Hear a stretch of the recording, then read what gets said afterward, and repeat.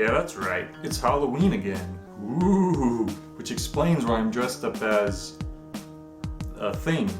It also explains the terrible lighting. Ooh, lighting. Anyway, I thought I'd review another Halloween-based game like I did last year. So what I got for you today? Uninvited for the NES. Now this is actually one of the more uncommon NES games. You wouldn't just see it anywhere. It's no Secret Scout or Flintstone Surprise at Dinosaur Peak or anything like that, but you'd have to drop at least 20 or 30 bucks to find it on somewhere like eBay, for instance. I was actually lucky enough to find it at a swap meet. Or if you're living on the East Coast, you might call it a flea market. Or if you're living in the UK, you might call it a boot sale. Huh.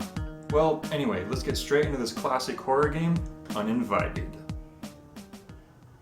Uninvited is a point-and-click horror game that was originally released for the Macintosh in 1986. It featured black and white visuals. The version I'm reviewing, however, is a port that was released for the NES in 1991, presented in glorious 8-bit color. So the game begins with your character waking up in his recently crashed car, complete with carnival-sounding music. Look out! Why does it say look out? The car's already been crashed. Maybe he's afraid the steering wheel's gonna come alive and eat him or something? I don't know. Oh, and apparently his sister left him to go find help. The smell of gasoline filling the air, probably from a punctured gas tank. Well, gee, thanks sis. Just leave me in here to suffocate on gas fumes. So anyway, if I've learned anything from my poor point-and-click playing skills, it's that you need to examine everything in order to win. And I do mean everything. So let's see what we have to examine here. There's the steering wheel, the mirror, the speedometer, and the car door. Not a lot to work with. Well, let's see if... What's that? What? Okay, so if you take too long, the car explodes apparently. So I guess that makes all that point-and-click advice I gave earlier useless. Okay, whatever. This time I'm just gonna try to open the car door. Ah, what a surprise. It worked. So the car explodes and the character reacts saying, "At least it'll save me the cost of a tow." Wow, this is like the most optimistic guy in the history of video games. So if he finds his sister dead, is he just gonna be like, "Ah well, one less mouth to feed"? So anyway, you wanna know the trick to opening the mansion's front door? Well, you just open up that mailbox over there and take what's inside. Sure, you find a letter and a pendant. Just take it and the front door opens. How convenient.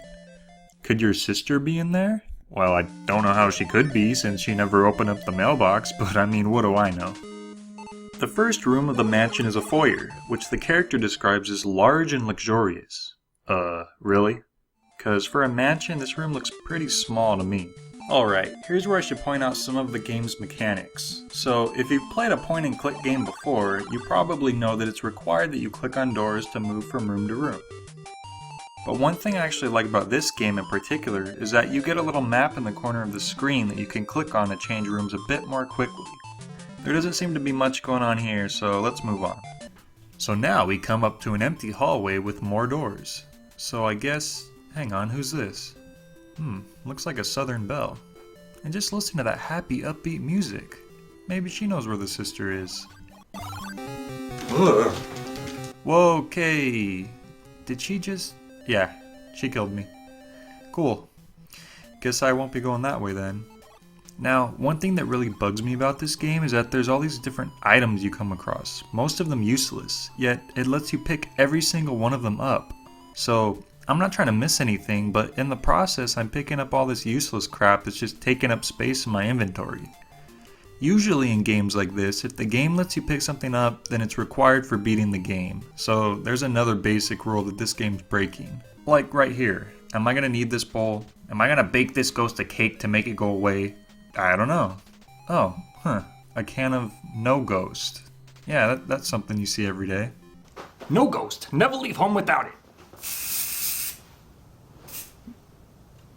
So now that I'm prepared, let's take out this ghost. Nothing comes out. You didn't open the bottle. Really? Really? Come on, game, that's just ridiculous. You know what I wanted to do. Okay, so this time I remember to open the bottle first, and yeah, finally. Yeah, that's right, you better melt. And if you think that's the only time that this game is picky about you not doing something precisely right, then you're wrong. Every single door in this game has to be open before you can go through it. Like, it actually tells you that you have to open it first if you try. Come on, game. What did you think I was going to do, just try to ram my head into the door until I got through? Of course I want it opened. And just look at all these doors. They might as well just call this game Door Open Simulator 2000. Oh look, I found a ruby. This has to be useful, right?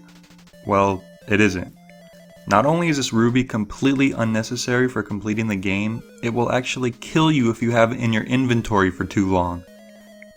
What is this, some kind of sick joke?